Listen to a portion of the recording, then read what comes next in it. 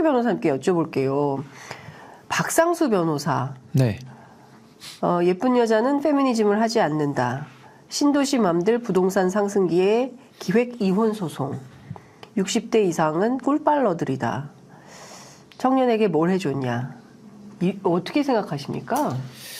저는 박상수 변호사가 이제 로스쿨 출신이고 네. 굉장히 그 초기 때 로스쿨이 좀 자리 잡기 어려울 때 이제 그때 좀 사람들을 이렇게 좀 조직화해가지고 나름대로 좀 리더십을 보였던 이제 그런 인사라서 뭐 변호사계에서는 그래도 좀 이렇게 유명세가 있는 분이거든요. 근데 네. 과거에도 이렇게 협회 활동하고 할 때 보면은 그 여러 가지 정치적으로 좀 오해를 빚을 수 있는 발언들을 좀 많이 해왔었어요. 그래서 네. 지금 요 문제 제기하신 발언들은 그 발언들 중에 조금은 본인의 정치색을 직접적으로 드러내진 않지만은 뭔가 좀 과한 그런 정치적 표현을 쓰다 보니까 뭐 지금 여러 가지 표현의 문제들이 제기되는 걸로 보이고요.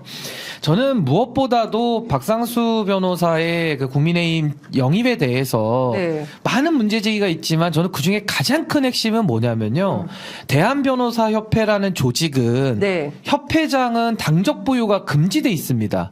그러니까 쉽게 말하면 협회장이 정치적 중립성을 고도로 요구를 받고 그렇기 네. 때문에 공수처장 선임할 때도 들어가고 뭐 대법관 추천할 때도 대한변협회장이 들어가고 심지어 어떤 경우에는 특검 추천할 때도 대한변협회장이 하는 경우가 있거든요. 네. 그러니까 정치적 중립성을 고도로 요구받는데 거기서 부협회장을 했던 분이 한동훈 장관 시절에 팬클럽에 가서 글을 쓰고 네. 지금 한동훈 장관이 비대위원장으로 바로 직진하듯이 이 박상수 부협회장도 이 변협이라는 조직에 엄청난 타격을 주고 지금 정치적 선택을 한 거거든요. 네. 전 여기에 지금 가장 큰 문제가 있는 거 아니냐. 전 일단은 그런 생각을 좀 가졌습니다. 네.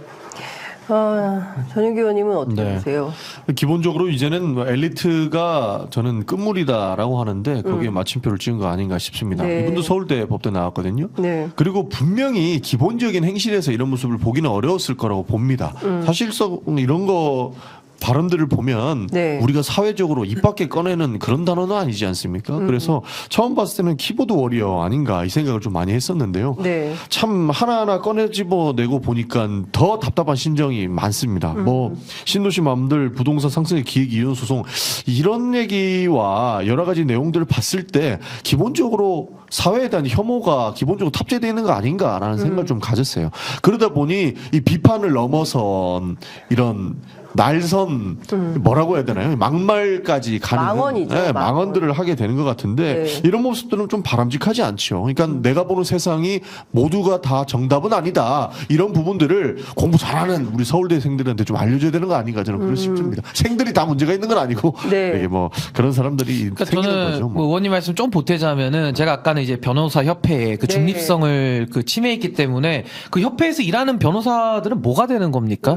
이 방송에서도 뭐 앵커들이 바로 직진하는 거랑 이 비슷한 맥락인데 이런 식으로 본인의 정치적인 이익을 위해서 네. 사회의 공적인 영역들을 자꾸 정치적으로 오염시키는 것에 대한 좀 문제 제기를 한 거고요. 또 하나는 말씀하신 대로 거의 싸움꾼이거든요. 싸움꾼. 그러니까 쉽게 말하면 윤석열 정부와 한동훈 비대위원장의 칼라에는 맞는 분이지만 네. 이것이 과연 정치적으로 어떤 영향을 미칠지를 생각하면 상당히 좀 끔찍한 일이죠. 그래서 저는 이분이 정치에 대비하는 거에 대해서 참 우려를 표하고요. 아마 한국 정치를 더 좋게 만드는 데에는 기여하기는 매우 어렵다. 저는 네. 그렇게 생각을 합니다. 방금 전에 기사가 하나 올라왔는데, 한 5시간 전 정도네요. 8년 동안 가명으로 로스쿨 그 학원 강사로도 활동을 했다고 하고, 무엇보다 한동훈 위원장이 어떤 얘기를 했냐면, 그분이 직접 쓴 글은 아닐 것 같다. 본인의 생각이나 철학이 그렇다면 같이 갈 수 없지만 그렇지 않은 걸로 알고 있다. 이게 무슨 말이죠? 그러니까 좀 믿고 싶지 않은 것인지 아니면은 쉴드를 쳐주는 것인지. 아니 이거 기본적인 실력의 문제예요. 한동훈 네. 장관 인사검증 못한 거 한두 번이 아니지 않습니까? 법무부 장관 하면서 네. 그 청와대에 있던 인사정보관리단 그러니까 인사정보관리단을 걸 만들어가지고 법무부 산하에 가지고 왔죠. 네. 그리고 그때는 얘기했죠. 청와대에서 밀실에서 하던 것들을 법무부로 끌고 나와서 굉장히 공정하고 기회가 여러 군데에 돌아갈 수 있게끔 자기네들은 투명하게 투명하게 다 하겠다.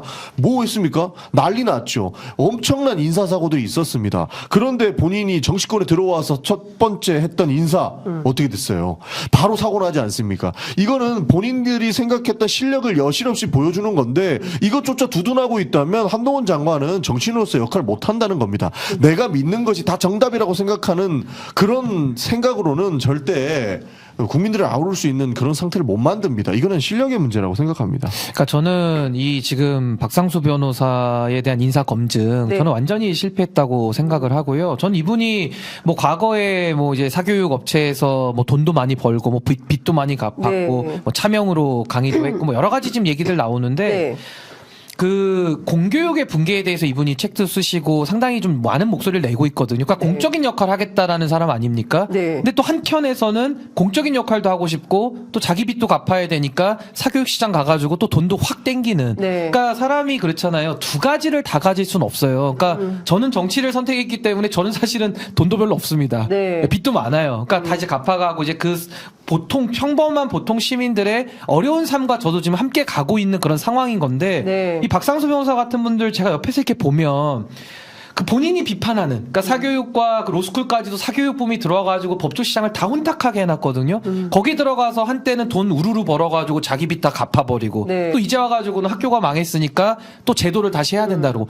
아니, 도대체 뭘 하자는 겁니까 이게? 네. 그러니까 본인의 살아온 행적으로서 저는 입증을 하고 국민들의 평가를 받는데 네. 전 이분은 정치하시기에는 저는 매우 좀 부적절한 인사 아니냐 전 그런 생각을 합니다. 근데 지금 보면 박상수 변호사의 이런 이율 배반적인 행태 앞뒤 다른 거죠. 너무 많잖아요, 사실은. 그러니까 뭐 한국의 공교육이 문제다라고 하면서 자기 자식들은 전부 국제학교 보내거나 예, 미국으로 유학 보내거나 뭐 이런 정치인들 저도 많이 알거든요. 그러면서 막 개탄해요. 그 국회 상임위원장에서는. 그러니까 이런 모습들이 이제 박상수 변호사를 통해서 이렇게 딱 적나라하게 드러나는 건데 일단 몇 갈래로 봐야 되는데 일단 우리가 이재명 대표 사건을 통해서도 확인할 수 있듯이 이 혐오 범죄가 어디까지 이를 수 있는지에 대해서 정말 다들 충격을 받고 있는 건데 우리 사회는 그냥 어떤 형사 사건이 발생했나 보다 야당 대표가 경우에 따라서는 사망할 수도 있었던 그런 엄청난 사건임에도 불구하고 곁다리를 짚는 식으로 가는 이거 그러니까 혐오에 대해서 왜 이렇게 우리가 관대한가? 이 혐오 문제에 대해서 조금 특히 여성 혐오, 소수자 혐오 막 이런 국회에서 차별금지법 여태 안 되고 있어요. 그러니까 이런 문제들. 그다음에 박은식 비대위원도 그렇고요. 그다음에 민경우 씨는 뭐 사퇴를 하긴 했지만 이런 분들이 갖고 있는 첫 번째 뉴라이트 사관, 그다음에 혐오적인 인식, 차별적인 판단 이런 분들이 정치하면 사회가 도대체 의원님 되겠습니까? 내가 정답이다. 지금 계속 오늘 같이 얘기하는 네. 맥은 같이 안 가겠습니다. 네. 내가 정답이다 이런 생각으로는 절대 정치하면 안 된다 생각합니다. 기본적으로 다른 사람의 이야기를 경청할 줄 알아야 되고 그 사람의 이야기를 어떻게 수용해 줄까. 내가 지향하는 정치 철학에 대해서 어떤 식으로 받아들이고 수용할 수 있는 것인가. 사실 이 자세가 된 사람이 저는 정치권에 들어와야 된다고 생각하거든요. 네. 그래서 아까 얘기했던 소위 엘리트주의가 여야 할 것 없이 정말 똑똑했던 사람들이 사고 다치고 본인들이 정답이라고 했던 것에 이율 배반적인 행동을 했던 것 이런 걸 지적 안 할 수가 없는 것이죠. 그러다 보니 우리 정치권도 실제로 많은 사람들의 이야기를 담아 들을 수 있는 그런 분들이 많아져야 되고 자연스럽게 서로를 이해하는 방법 서로의 생각이 왜 다른지를 통합하고 수용할 수 있는 사람들이 정치권에 들어와서 역할을 해야만 혐오가 사라질 것이다. 저는 그렇게 생각을 하는 겁니다. 근데 저는 이제 혐오라는 게 뭐 바로 튀어나오는 건 아니고요. 네. 처음에는 비판, 비난, 뭐 조롱, 증오. 네. 그다음에 이제 끝으로 가면 이제 혐오까지 오고 그게 이제 범죄화까지 지금 된 상황 아닙니까? 네. 그러니까 저는 매우 심각한 상황이라고 보고 전 요즘에 솔직히 뉴스 잘 안 봐요. 왜냐하면 뉴스를 볼 때마다 어지러워 죽겠어요. 진짜로. 어지러울 정도고 현기증이 나는데 물론 이제 방송 나와야 되니까 요건 봅니다. 나오는 네. 거 보는데 국민들께서는 어지러우시니까 그냥 아예 뉴스 자체를 이 팔로우업도 어렵고 그냥 아예 안 보게 되는 것 같아요. 왜냐하면 희망적인 얘기가 하나도 없잖아요. 네. 그러니까 오히려 보면은 가뜩이나 삶도 힘든데 더 짜증이 밀려오는 그런 뉴스들만 맞아요. 난무하거든요. 그래서 저는 정치인들이 잘해야 되는데 결국 정당이 중요하다라는 말씀 먼저 드리겠고 또 하나는 정치하실 분들은요 공이냐 사냐 둘 중에 하나만 선택하시는 분들이 하셔야 되는 거예요. 네. 그리고 또 하나는 겸손한 리더들이 필요합니다. 그러니까 겸손이라는 것은 네. 우리가 겸손한 척을 할 수는 있거든요. 네. 그러니까 겸손을 떤다 그러는데 그게 중요한 게 아니라 본인의 삶을 통해서 고난을 겪고 어려움을 알고 그 속에서 훈련이 돼가지고 검증된 사람들 네. 그런 사람들이 겸손한 리더 리더십, 저는 이제 서번트 리더십이라고 네. 하는데 그 서번트 리더십을 가지고 정말 국민들을 진실하게 좀 섬기는 그런 리더들이 검증되면서 위로 올라와야 되는데 우리는 완전히 거꾸로죠. 그러니까요. 일단 겸손함이 없고 겸손한 척도 안 해요 요즘에는. 네. 그냥 아예 뻔뻔하게 그지없는 아니, 사람들이 편집검사들이 막 그냥 예. 그렇죠. 뻔뻔하게 지금 뭐 정치하고 있는 건데 이런 식으로 검증 기능이 완전히 무력화된 상태 속에서 그런 사람들이 정치권에 들어오게 되면은 국민들이 불행해지는 거고 굉장히 많은 피해를 볼 수밖에 없다. 심각한 혐오는 문제입니다. 결국에는 국민 불행으로 이어질 수밖에 없는 겁니다. 서로를 죽여야만 끝나는 사회가 그러니까요. 정상적이겠습니까? 네. 심지어는 이 혐오가 어디까지 가냐면 저는 이번 그 이재명 대표의 피습 사건의 네. 이후에 제일 어이없었던 게 이제 헬기 논란이었던 것 같은데 아니 목에 칼이 들어와서 죽을 뻔한 사람을 욕하는 사회가 이게 도대체 제정신입니까? 저는 여기에 대해서 분노를 안 할 수가 없는 것이고 여기에 대해서 뭐 헬기를 왜 타니 누가 했니 막 이런 이야기가 자체가 아 이거 진짜 사람들이 이런 식으로 가서는 안 되겠다라는 생각을 하게 되더라고요. 그러니까요. 갑자기 이뇨한 위원장이 생각이 나는데 도덕이 없다. 도덕이 무너지고 있다. 이런 생각이 좀 듭니다. 도덕 수업도 없앴잖아요. 아, 초등학생도 그래요? 이제 도덕 수업 안 받는 걸로 알고 있는데요. 정말이요? 네, 도덕 수업 없어진 걸로 알고 설마 있어요. 아니에요. 있을 거예요.